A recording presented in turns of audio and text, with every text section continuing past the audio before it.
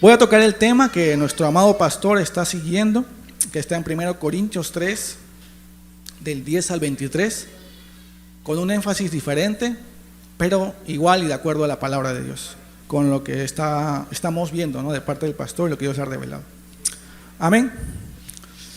Vamos a leer 1 Corintios 3, del 10 en adelante. Dice: conforme a la gracia de Dios que ha sido dada, yo, perito arquitecto, puse el fundamento y otro edifica encima, pero cada uno mire cómo sobreedifica, porque nadie puede poner otro fundamento que el que está puesto, el cual es Jesucristo. Y si sobre este fundamento alguno edificare oro, plata, piedras preciosas, madera, heno o hojarasca, la obra de cada uno se hará manifiesta, porque el día la declarará, pues por el fuego será revelada, y la obra de cada uno, cual sea, el fuego la probará. Si permaneciere la obra de alguno que sobreedificó, recibirá recompensa. Si la obra de alguno se quemare, él sufrirá pérdida, si bien él mismo será salvo, aunque así como por fuego. ¿No sabéis que sois templo de Dios y que el Espíritu de Dios mora en vosotros? Si alguno destruyere el templo de Dios, Dios le destruirá a él, porque el templo de Dios, el cual sois vosotros, santo es. Amén. Dice en el verso 10, conforme a la gracia de Dios que me ha sido dada. Aquí hablando Pablo dice, él les dice que es el perito arquitecto. Pablo no solamente el arquitecto, no solamente el que diseñaba, sino que también es el que construye. Dice también que él su especialidad de Pablo era el diseño en la construcción de fundamentos espirituales.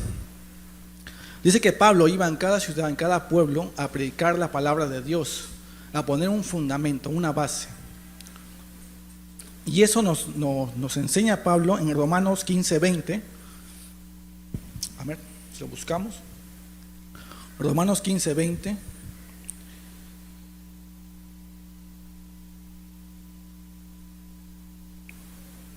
¿Lo tenemos? Dice: y de esta manera me esforcé a predicar el evangelio, no donde Cristo ya hubiese sido nombrado, para no edificar sobre fundamento ajeno. Entonces, la tarea de Pablo, que le fue encomendada, ir a todos los pueblos, a todas las naciones gentiles en donde los discípulos de Jesús no hayan ido, para no estropear, para no caer en lo mismo, simplemente para seguir predicando la palabra de Dios, para seguir poniendo ese fundamento en la vida de personas que no conocen de Dios, porque esa fue su misión principal. Dice: fue usado por Dios para los creyentes de iglesias, dice, de Asia Menor, de Macedonia, de Grecia. Otros, como Timoteo y Apolos, edificaron la iglesia a partir de esos fundamentos. Tenemos en cuenta que la palabra nos enseña, nos dice, ¿no?, que Pablo encontró estos dos siervos de Dios, ¿no?, a Timoteo, a Apolos, a los cuales él predicó en sus diferentes ciudades, y los dejó ya con un fundamento puesto. Ya estaban con la palabra en sus corazones y en esas iglesias. Y ellos solamente continuaron edificando en el fundamento que Pablo ya les había dado. Amén. Y eso es importante para tener siempre en cuenta, ¿no? Dice, ¿y por qué Pablo hacía estas cosas, no? ¿Cuál fue, por así decirlo, su misión, ¿no? ¿Por qué fue el encargado de hacer todo esto? ¿Qué lo llevó a Pablo a ejercer tal tarea, ¿no?, a ejercer tal trabajo tan grande, tan esforzado, ¿no? Si bien es cierto, Jesús ya había nombrado a sus 12 para que hicieran esa tarea, ¿no? Pablo también fue uno de aquellos en los que Dios utilizó grandemente, y me atrevería a decir que en gran manera, ¿no?, porque hay ciudades en las que los discípulos de Jesús no podían ir, ¿no?, ya sea por falta de conocimiento del idioma, ya sea por falta de conocimiento de autoridad, porque hay lugares en donde no podían ir sabiendo que Pablo era ciudadano romano y podía ejercer y podía moverse por diferentes ciudades, diferentes países, por la autoridad que le daba ser un ciudadano romano. Mas los discípulos de Jesús estaban limitados a sus pueblos, a sus alrededores.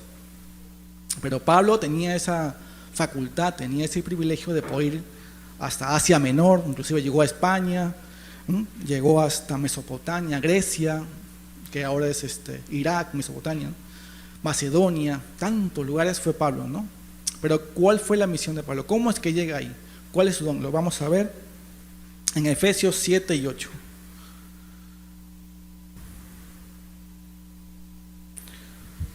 Efesios 3.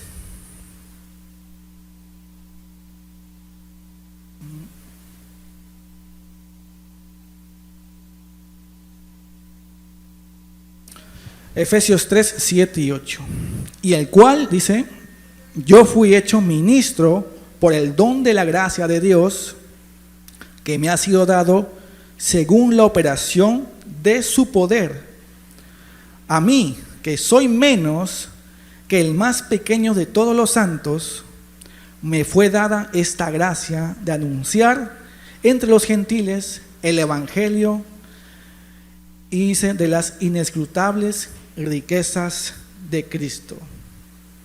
Inescrutables significa inagotables. Inagotables riquezas de Cristo. Qué tremendo, ¿no? Qué tremendo, ¿no? ¿Por qué? Porque Dios le había dado ese poder, esa facultad para ir y predicar el evangelio a diferentes ciudades. Amén. Y eso es lo hermoso que tenemos que resaltar y rescatar de Pablo. ¿Cuántos de nosotros quisiéramos que Dios nos use de esa forma, de esa manera? Amén. Y eso es lo importante que tenemos que rescatar de Pablo. Porque en él Dios había puesto ese poder, dice. Había puesto ese poder, esa facultad, dice. Y aún él mismo se nombraba como el menor de todos los santos, como el más pequeño, como el que recién empezaba, ¿no? Pero Dios les dio ese poder, esa facultad y esa valentía para ir a esos lugares, a predicar la palabra de Dios. A Grecia, inclusive hay un pasaje en la Biblia que dice que él está en Grecia. Mire, ¿no? Cómo este hombre podía manejar los idiomas también, ¿no? Si bien es cierto, Pablo primero se acercaba a los judíos del pueblo, a los que conocían, porque siempre en cada pueblo había una sinagoga. Teniendo en cuenta que Grecia era una ciudad cosmopolita en donde permitían la libre religión, la libre que tú vayas con lo que tú crees, con tus creencias, y podías ahí practicar tus creencias. Entonces Pablo, bajo esa facultad, se iba primero a las sinagogas de la ciudad a predicar la salvación y a Jesucristo. Y luego también a los otros personas gentiles, ciudadanos de Grecia, porque tenía esa capacidad de poder hablar esos idiomas, porque había sido instruido. Era un hombre de mucho conocimiento. Y por eso nos llama y nos anima a cada uno de nuestros hermanos aquí presentes y a mí a no limitarnos en el conocimiento de la palabra de Dios, a querer alcanzar a otras personas, a querer aprender algo más, ya sea un idioma, un dialecto, como el quechua, que es parte de nosotros, o el idioma de las señas, que también es una forma de comunicar el evangelio, o ya sea de una forma en la que tú te puedas manejar y expresar. Dios pone el talento y Dios pone la sabiduría. Nunca pensemos en las limitaciones que tengamos. En cierta forma, yo conocí a una persona ahí en España que pidió con ansias y con ahíncos al Señor que la lleve, mejor dicho, porque era mujer, que la lleve a predicar, que la lleve a misiones. Ella decía: Señor, llévame a una misión, quiero ir a tal misión, a lugar, a la India, decía, quiero ir a la India. Y se le concedió. Tuvo la oportunidad de viajar a la India en una misión. Llegó a la ciudad, era una escuela dominical, pero no sabía el idioma. Y llegó a su habitación y lloraba amargamente. Lloraba amargamente: Señor, estoy acá, me siento un inútil, ayúdame. Y al día siguiente, el segundo domingo que fue, Dios le dio la sabiduría y la capacidad para expresar a esos pequeños de una forma en el arte del mimo.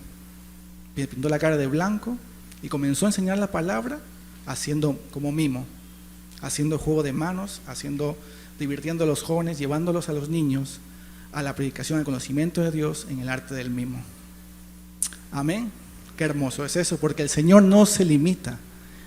Hermanos, el Señor, para Él no hay límites. Siempre hay una cosa en que Dios te puede usar. Amén. Siempre el Señor te va a usar en tus capacidades, en lo que tú puedas hacer. Lo mismo que usó a Pablo. Amén. Colosenses 1:29.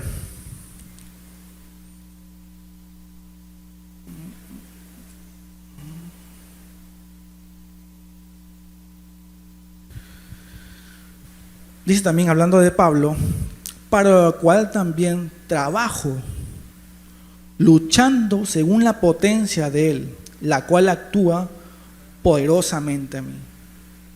Y aquí habla Pablo, si bien el título de este pasaje en Primera de Colosenses 1:29, empieza desde el 24, habla sobre el ministerio de Pablo a los gentiles, pero en la 29 dice, para lo cual también trabajo, luchando según la potencia de Él, hablando de Jesús, la cual actúa poderosamente en mí. Y esto es también algo rescatable, ¿no?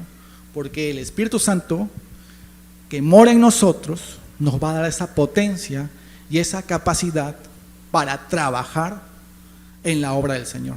Amén. Dice también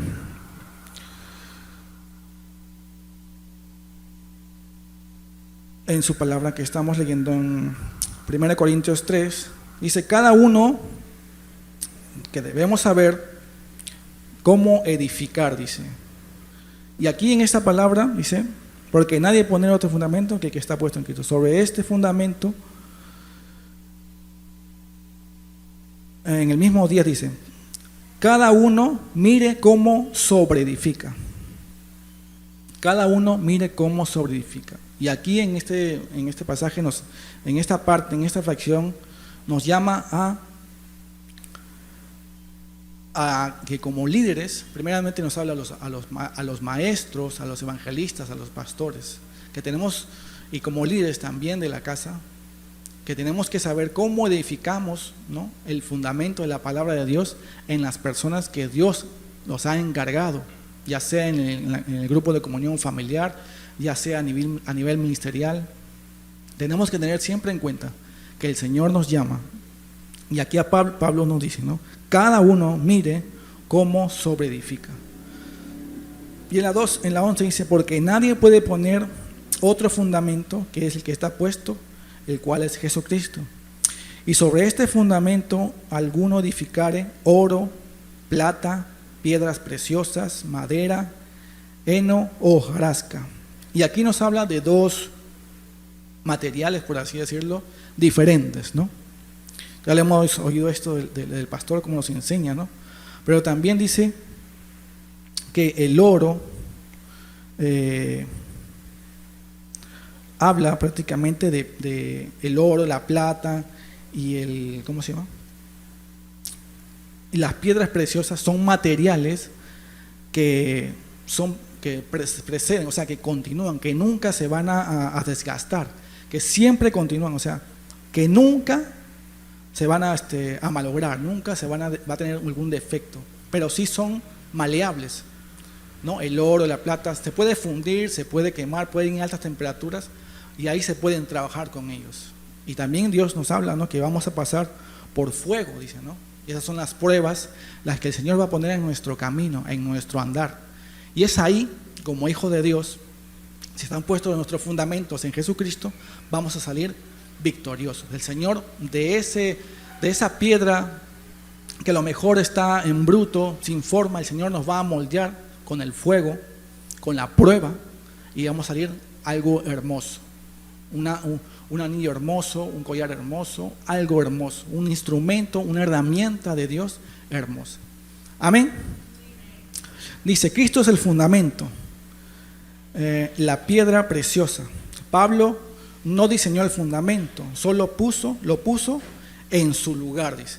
O sea, Pablo prácticamente lo que utilizó, la palabra de Dios, solamente lo puso en el lugar donde iba, lo puso como principal, ¿no? Dice, vamos a 1 de Pedro 2, 6 y 8, para entenderlo mejor.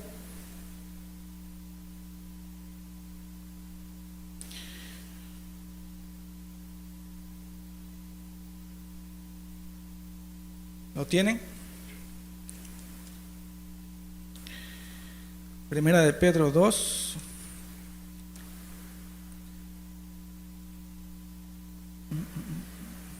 Del 6 al 8. Por lo cual también contiene la escritura: he aquí pongo en Sión la principal piedra del ángulo, escogida y preciosa, y el que creyere en él no será avergonzado.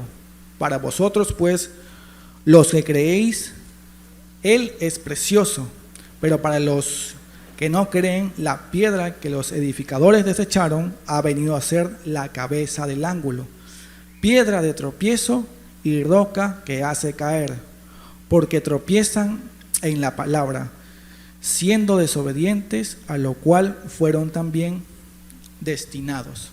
Entonces, ¿quién es esa roca? ¿Quién es la piedra fundamental? ¿Quién es el fundamento? Nuestro Señor Jesucristo.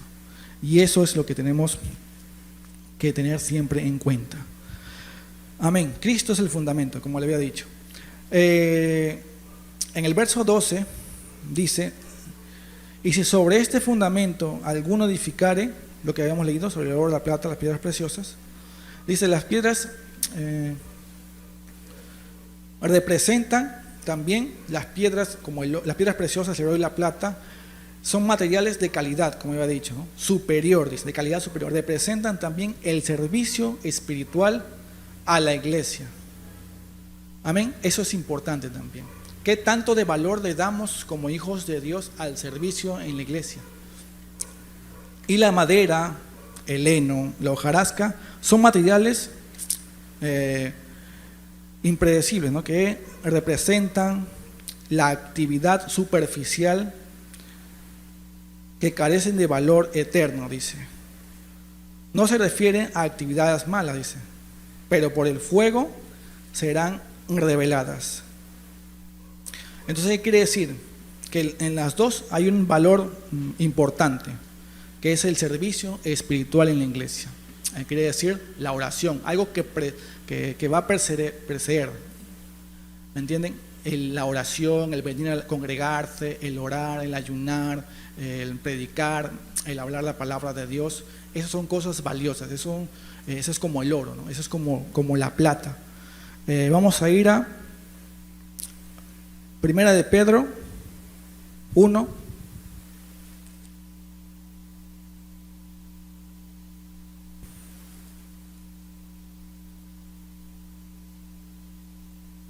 ...17 y 18.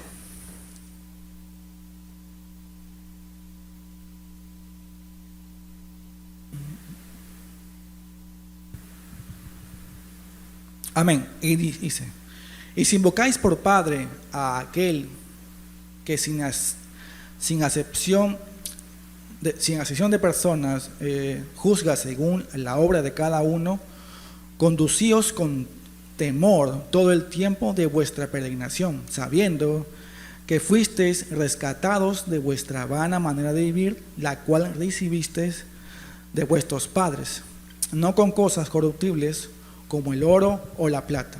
Acá nos habla de que la salvación que Dios nos pone es algo valioso, dice, ¿no? Que no es algo corruptible, que no se pagó con oro ni con plata, sino con la muerte de nuestro Señor Jesucristo. Acá también nos llama y nos dice que hay que conducirnos en todo el tiempo, dice, con temor, en vuestra peregrinación. Vale decir, en todo el tiempo que estemos en los caminos del Señor, en todo el tiempo que estemos viviendo en esta tierra. Porque sabemos que no somos de este mundo, ¿no? No pertenecemos a este mundo, sino somos embajadores de este mundo. Entonces, acá dice: si invocáis por Padre a aquel que no tiene acepción de personas, prácticamente que Dios no tiene favoritos, dice, ¿no? Si invocáis, si oras, si le rezas a tu Padre Celestial, lo llamas por Padre, dice, ¿no? Que Él no tiene favoritos, así que Él también dice que hizo el pago por nosotros, no por oro ni con plata, sino con la vida de nuestro Señor Jesucristo. Y eso es lo valioso que tenemos que nosotros coger. Tenemos que dar una valía importante al sacrificio de nuestro Señor Jesucristo, y no lo tenemos que tomar por muy poco. Amén. Y si alguno, sí, también. Y cuando habla sobre la madera, el heno, la hojarasca, También habla sobre actividades superficiales que carecen de valor eterno.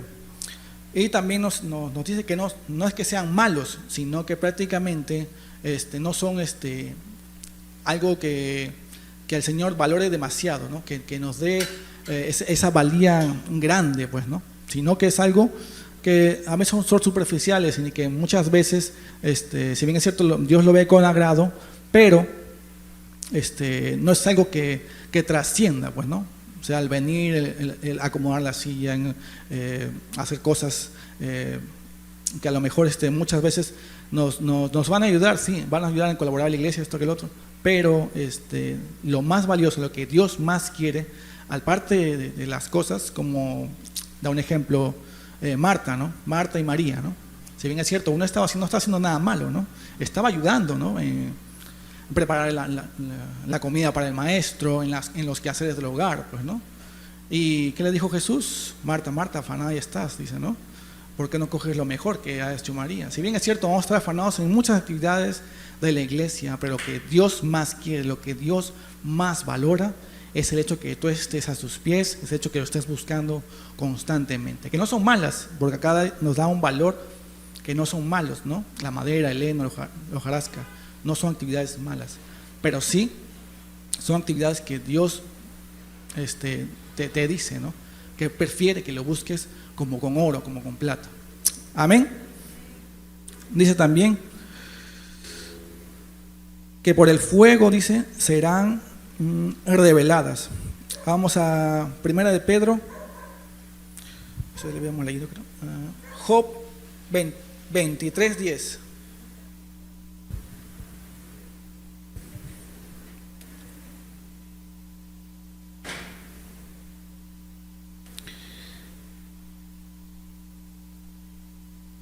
¿Lo tienen?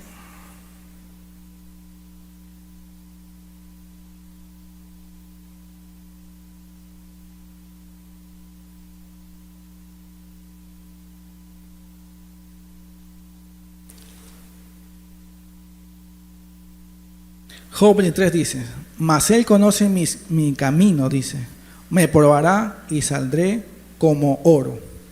Aquí Job también habla y expresa de una forma.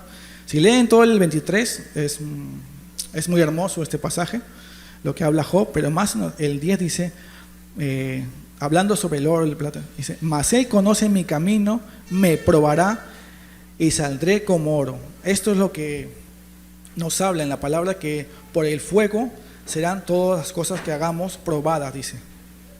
Amén. Y también en el verso 14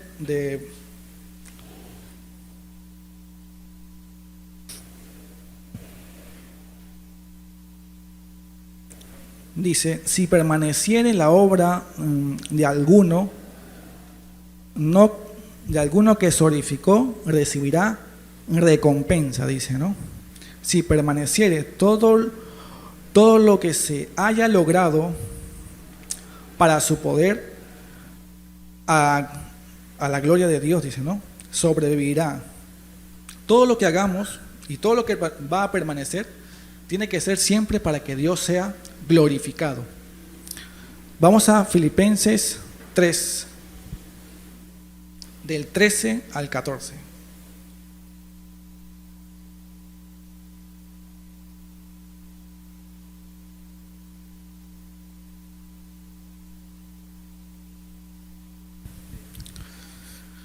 Dice, hermanos, yo mismo no pretendo haberlo ya alcanzado, pero una cosa hago, olvidando ciertamente lo que queda atrás y extendiéndome a lo que está delante. Prosigo la meta, el 14 dice, al premio del supremo llamamiento de Dios en Cristo Jesús. Eso nos llama que tenemos que permanecer, tenemos que ser constantes. Otro pasaje que nos dice, está en 1 Tesalonicenses 2, 19 y 20. Hay un libro más adelante, Colosenses, o dos más. 1 Tesalonicenses 2, 19 y 20. ¿Lo tienen? ¿Alguien diga amén? Si lo tienen.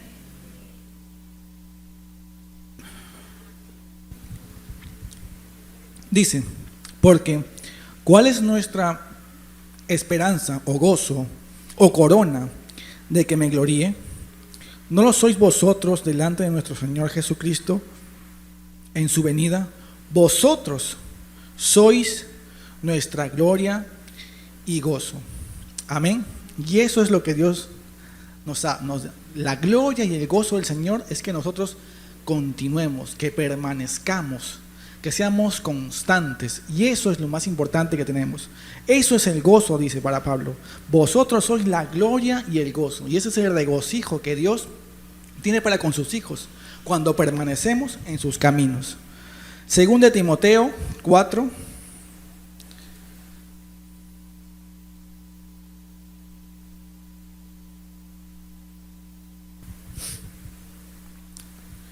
siete y 8. Y aquí Pablo también nos habla de algo muy hermoso que está pasando ahí en ese lugar. Dice, he peleado la buena batalla, he acabado la carrera, he guardado la fe. Por lo demás, me está guardada la corona de justicia, la cual, dice, me dará el Señor, juez justo, en aquel día, y no solo a mí, sino también a todos los que aman su venida. Amén. Y eso es lo que tenemos que muchas veces valorar, ¿no? Que el Señor quiere que nosotros sigamos permaneciendo en su palabra. Porque dice que también habrá, dice, si permanecieres, la obra de alguno que sobreedificó recibirá recompensa. Y aquí la recompensa no se trata de algo que Dios quiera darte, sino no se trata tampoco de un juicio, sino que el Señor dará a cada uno, ¿cuál? Su alabanza. Dice, dependerá de lo que Dios escudriñe y vea el corazón de cada uno. Eso va a depender mucho de lo que Dios vea en nuestros corazones. Y esta parte es muy importante, porque Dios, cuando dice que va a una recompensa, Él es el que va a escudriñar nuestros corazones. Porque el lado exterior lo podemos ver mucho. Podemos ver cómo está la persona, cómo está el hermano, cómo soy yo. Pero el Señor es el que sabe los corazones de cada uno. Y Él es el que los va a escudriñar, dice.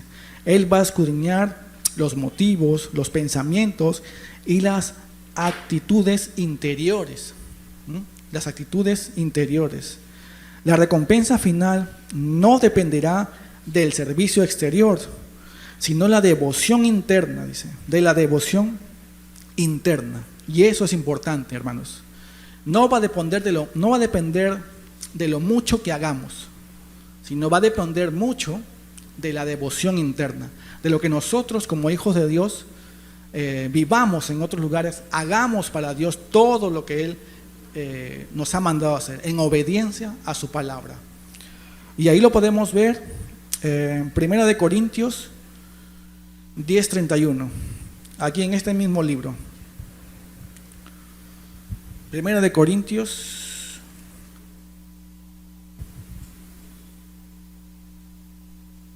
10:31. Y este verso es corto, pero muy importante.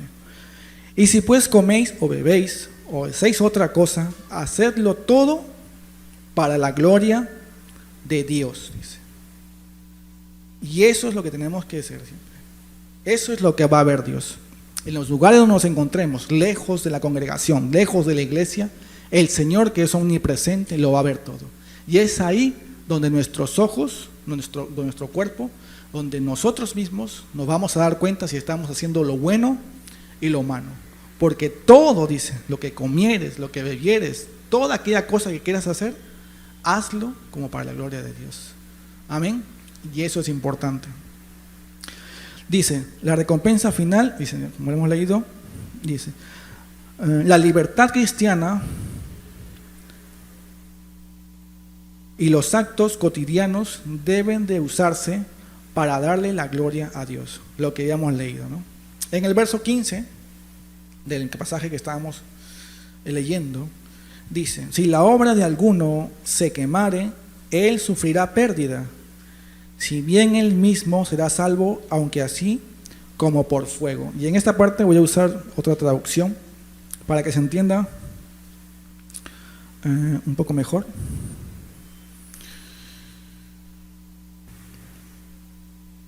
Dice en el verso 15,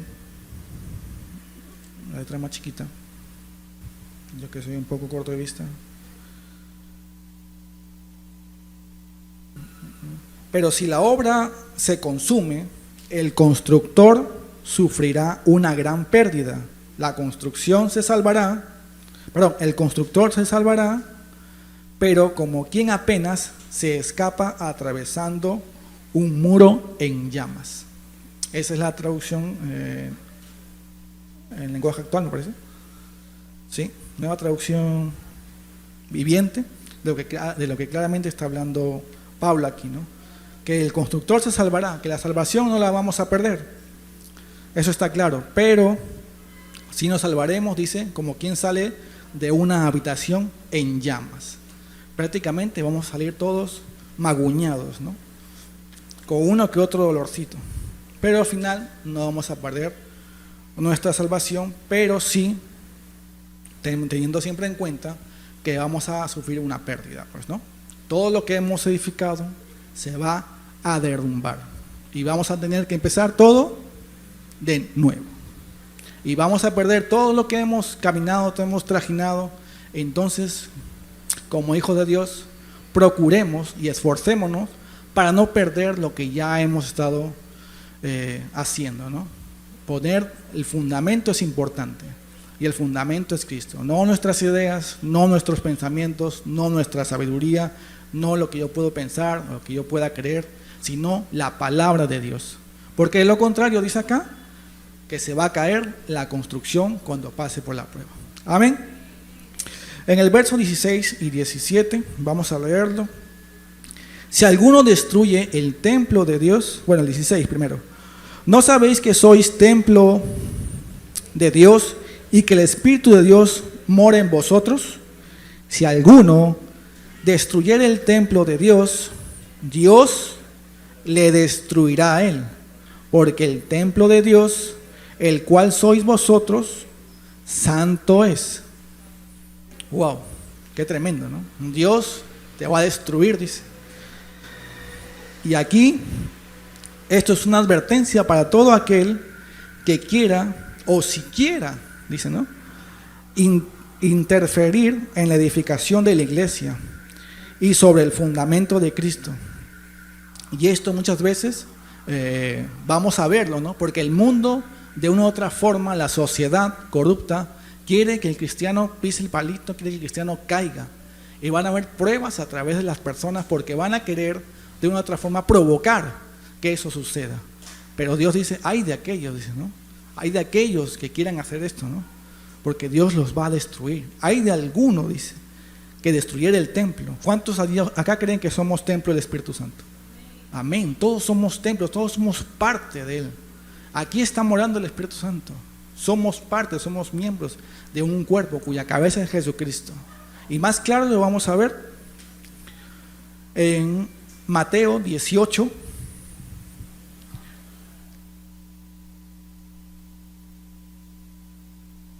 Mateo 18,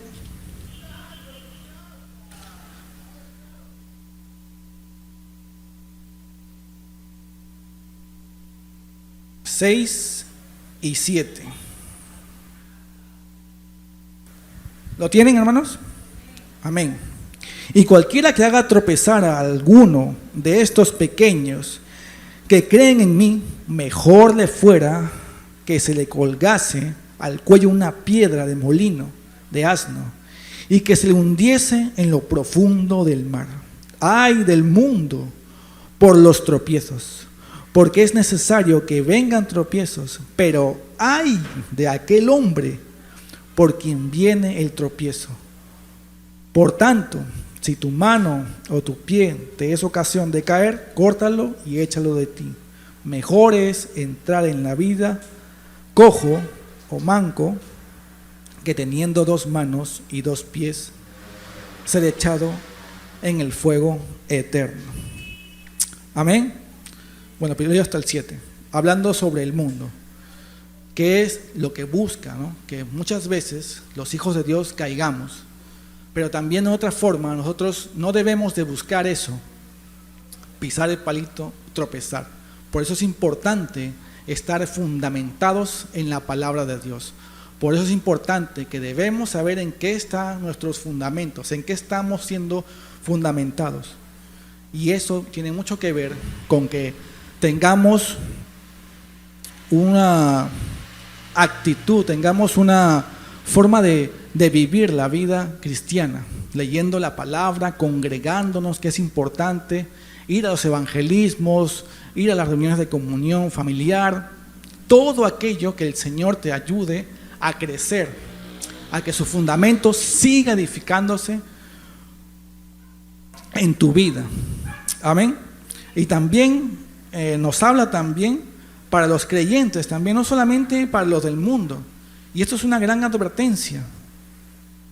Como hijos de Dios, vamos a Romanos.